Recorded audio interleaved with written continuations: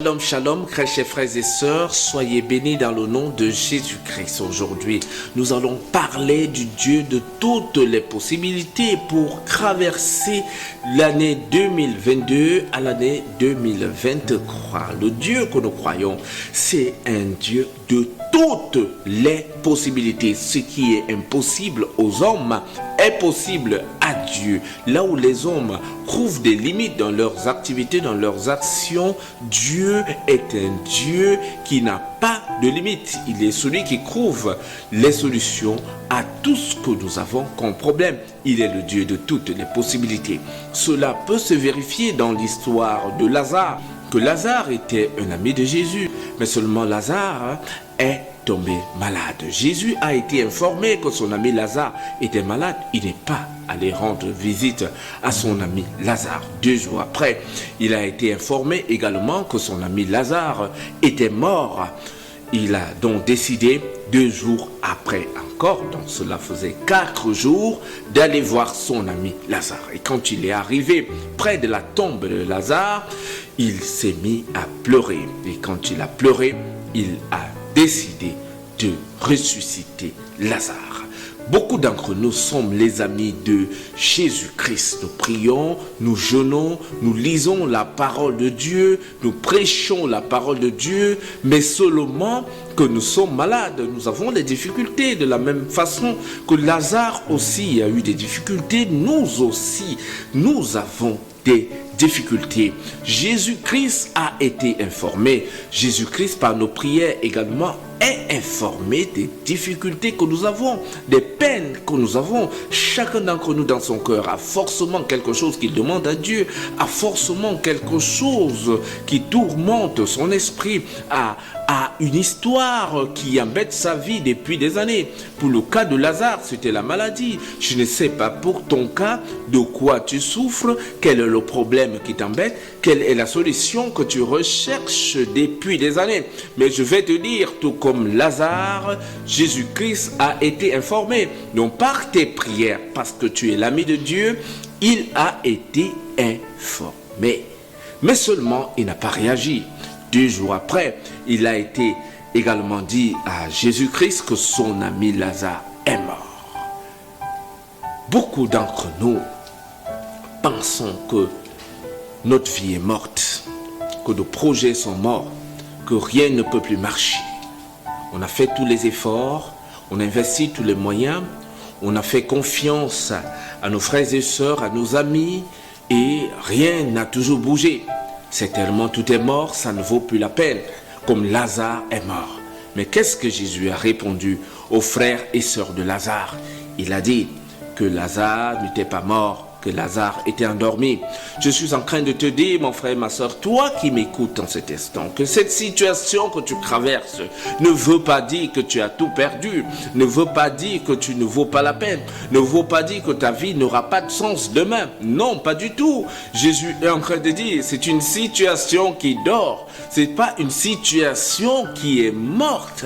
C'est une situation qui dort depuis ces années que tu es dans le célibat, depuis ces années que tu recherches cet enfant, depuis ces années que tu recherches ce travail, depuis ces années que tu recherches cette reconnaissance, cette promotion. C'est une situation qui dort. Elle n'est pas une situation qui est morte. La façon que Dieu regarde les choses, nos difficultés, et n'est pas la même façon que nous, on peut regarder. Parce que nous, lorsque nous avons fait un ensemble d'efforts, pour nous, ça veut dire c'est mort parce que nous avons tout donné. Mais le Dieu de toutes les possibilités, pour lui, c'est jamais mort. Pour lui, c'est que ça dort. C'est pourquoi il a répondu aux frères et sœurs de Lazare que Lazare n'est pas mort. 4 jours après, que Lazare est endormi. Jésus-Christ est allé donc voir son ami 4 jours après. Il a pleuré. Il a pleuré parce qu'il a été touché. Il a eu mal. Il a été affecté par ce qui était arrivé à son ami Lazare. Jésus-Christ te dit qu'il est affecté par ce qui t'arrive, par la difficulté que tu traverses, par cette paix que tu recherches, par cette vie que tu recherches. Il voit les efforts que tu fais, il voit les prières que tu fais, Il voit tout ce que tu fais, mais il est affecté. Parce qu'il ne t'a pas créé pour souffrir. Il ne nous a pas créés pour souffrir. Il nous a créés pour être heureux, pour avoir une vie accomplie, pour avoir une vie épanouie, pour avoir la prospérité à tout égard.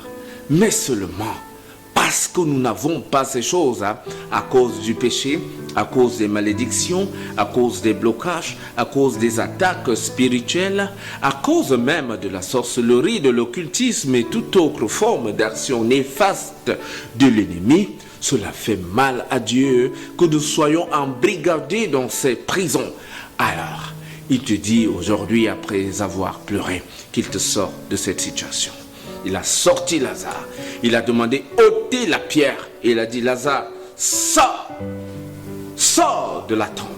Jésus-Christ dit en cette année 2023 de sortir de la tombe.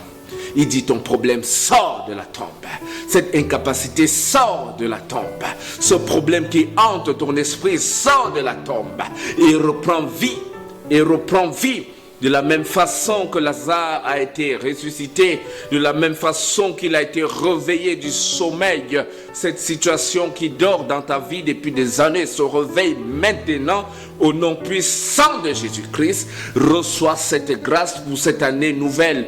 Je ne sais pas combien d'années tu as cherché, je ne sais pas combien d'années tu t'es battu, je ne sais pas combien d'années tu as fait dans les efforts, mais je suis en train de te dire que l'année 2023 est l'année de l'accomplissement, parce que tout ce qui était mort dans ta vie, de la même façon que Lazare a été ressuscité après 4 jours qu'il a été enterré, je suis en train de te dire que tu sors de la tombe, tu sors de la tombe, tu sors là où tu as été bloqué, tu sors là où tu as été enterré, tu sors là où tes situations ont été fondées pour connaître une nouvelle vie, une vie de bonheur, une vie de joie, une vie de témoignage, une vie d'accomplissement en cette année 2023. Reçois cette grâce, reçois cette bénédiction, reçois cette élévation par la puissance du Saint-Esprit au nom de notre Seigneur Jésus-Christ.